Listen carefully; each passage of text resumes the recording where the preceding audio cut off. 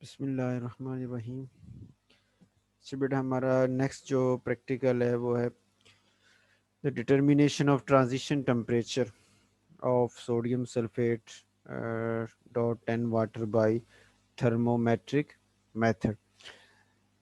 Thermometric method और भी method हैं फाइंड करने के। थर्मोमेट्रिक मेथड जो है ये इजी है हमारे लिए, इसका ऑपरेटर्स वगैरह भी अवेलेबल है हमारे पास, तो यही मेथड हम यूज़ करेंगे।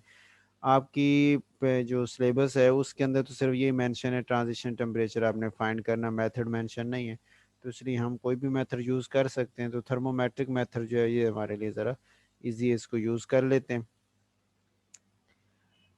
इसमें हमारे पास है कि जो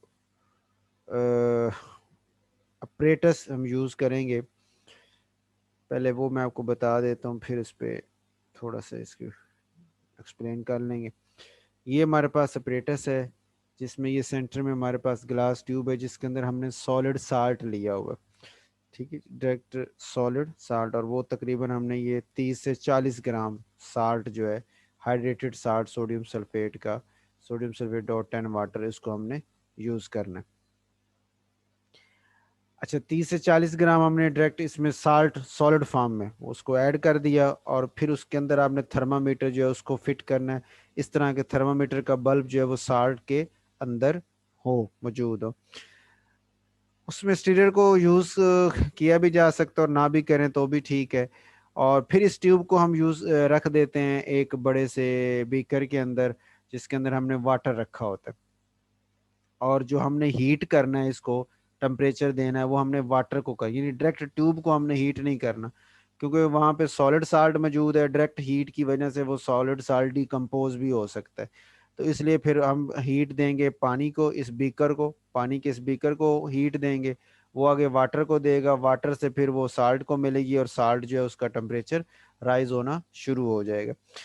तो अब आपने रीडिंग नोट करते जाना है टाइम के साथ साथ। स्टॉप वॉच ऑन कर लेंगे तो आप 0 सेकंड से स्टार्ट करेंगे, रूम टेम्परेचर कितना था, और उसके बाद फिर टेम्परेचर टाइम एक एक मिनट का आप राउंड अबाउट रख लें जो गैप है, और उसके बाद अब रीडिंग लेते जाएंगे और थर्मामीटर की रीडिंग नोट करते रहेंगे कि 1 मिनट बाद कितना टेम्परेचर है, फिर नेक्स्ट 1-2 मिनट बाद कितना हो गया, 3 मिनट बाद कितना हो गया, एंड सो ऑन। अच्छा, ये जो आपका बस सॉलिड है, चूंकि इसको जब हीट मिलती जाएगी तो टेम्परेचर इसका राइज होता रहेगा, तो ये एक फार्म से, यानी अब चूंकि हमने ट्रांजिशन टेम्परेचर लेना है, इसका ट्रांजिशन टेम्परेचर इसका ये है कि सोडियम सल्फेट डॉट 10 वाटर जो है ना, तो हीट करने से ये 10 वाटर उड़ जाता है, पीछे सिर्फ एनहाइड्रस सोडियम सल्फेट रह जाता है।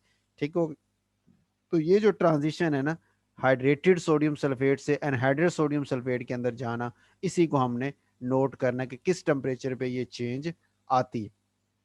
तो उसके लिए फिर ये हमारे पास तरीकेकार था कि हम इसको हीट करें, हीट करके इसको थर्मामीटर की रीडिंग को नोट, टेम्परेचर को नोट करते रहें। एक टाइम आएगा कि जब ये ट्रांजिशन होना शुरू हो जाएगी, पहले तो इसका टेम्परेचर राइज होता रहेगा, और उसके बाद जब ये ट्रांजिशन टेम्परेचर पे अपने पहुंचेगा जिसमें ये 10 वाटर जो यहाँ से निकलना शुरू हो जाएंगे, उस वक्त थर्मामीटर के ऊपर जो रीडिंग है वो चेंज नहीं होगी, वो टेम्परेचर कांस्टेंट रहेगा। ठीक हो गया। कब तक रहेगा? जब तक ये सारा 10 वाटर निकल नहीं जाता। जब ये निकल जाएंगे तो फिर उसके टेम्परेचर फिर राइज होना शुरू हो जाएगा, तो उसके बाद भी आपने 2-3 रीडिंग्स ले लेनी है एक एक मिनट के बाद की। ये तो हो गया हीटिंग का काम। फिर आपने क्या करना है, इसको अब आपने ठंडा करना है। वापस ठंडा, ठंडा करने का मतलब ये कि आप उसको यहाँ से ये बीकर, गर्म पानी का जो बीकर, इससे निकाल देंगे, बाहर इसको रख दें, या ठंडे पानी में रख दें तो ये आस्ते आस्ते कूल डाउन होना शुरू हो जाएगा, या रूम टेम्परेचर पे भी रख देंगे तब भी वो आस्ते आस्ते ठंडा होता रहेगा। थर्मामीटर उसके अंदर ही मौजूद है। अब आप दोबारा रीडिंग नोट कर रहे हैं, लेकिन अब आप उसकी कूलिंग का टेम्परेचर जो है वो नोट कर रहे हैं कि टाइम के साथ साथ उसके टेम्परेचर में क्या कूलिंग जो है, टेम्परेचर डिक्रीज होगा ना, आहिस्ता आहिस्ता कूलिंग होगी, तो वो डिक्रीज कैसे हो रहा है, और जब वो दोबारा ट्रांजिशन टेम्परेचर पे पहुंचेगा तो फिर थोड़ी देर के लिए वो टेम्परेचर कांस्टेंट रहेगा, और फिर उसके बाद फिर डिक्रीज होना शुरू हो जाएगा। तो आपके पास इस तरह का टेबल बन जाएगा कि हीटिंग के ऊपर टाइम और टेम्परेचर का, और फिर कूलिंग के ऊपर फिर टाइम और टेम्परेचर की रीडिंग दो हमारे पास आ जाएंगी। ठीक हो गया। तो ट्रांजिशन टेम्परेचर हम नोट कर लेंगे कि हीटिंग करते हुए कौन सा था, और ये कूलिंग करते हुए कौन सा था, उन दोनों का मीन निकाल लेंगे, तो वो हमारे पास ट्रांजिशन टेम्परेचर निकल आता है। ग्राफ हमने ये इस तरह ड्रा करना है कि जब आप ग्राफ ड्रा कर रहे होंगे तो टाइम के साथ साथ टेम्परेचर बढ़ता जा रहा है तो उसका हीटिंग कर्व इस शक्ल में आ रहा होगा। और जब आप वापस आएंगे ठंडा करेंगे तो कूलिंग कर्व जो है वो भी हमारा इसी तरह वापस आ रहा होगा। तो ये ज़रूरी नहीं है कि इस तरह ये हीटिंग और कूलिंग कर्व अलग अलग हों, ये साथ साथ भी हो सकते हैं, ये एक ही उसी के ऊपर ही वापस आ सकता है, ज़रूरी नहीं ये सेपरेट हो। ठीक होगा। ये तो उसने रफली बनाया ना कि मे भी हीटिंग करते हुए और कूलिंग करते हुए थोड़ा फर्क आ जाए तो इस तरह के दो हमें मिल जाए पॉइंट।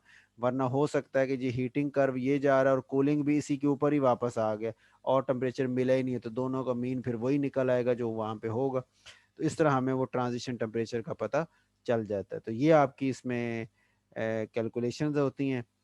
सिर्फ अब आपने ये ग्राफ ड्रा करना है और उसके बाद फिर आपने जो है ना वो सारी रीडिंग जो है वो नोट कर लेनी।